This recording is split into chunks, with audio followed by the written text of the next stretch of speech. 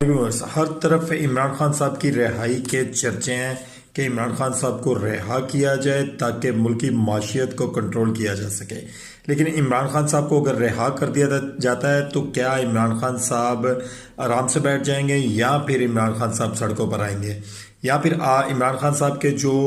Candidates खड़े हुए थे इलेक्शन के अंदर वो इमरान खान साहब अपना हक मांगने के लिए सड़कों पर आ जाएंगे। क्योंकि इस वक्त जो गवर्नमेंट है वो इस वक्त उस तरह से इस्टेब्लिश नहीं हो सकती जिस तरीके से उसको होना चाहिए था।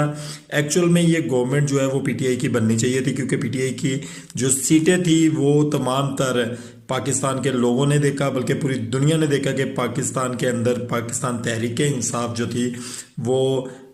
सीटों के साथ ज़्यादा सीटों के साथ आगे जा रही थी, लेकिन उसको रोक कर बाकी जमातों के हलवे को आगे लेकर जाया गया और उनको पाकिस्तान का इक़्तिदार दिया गया।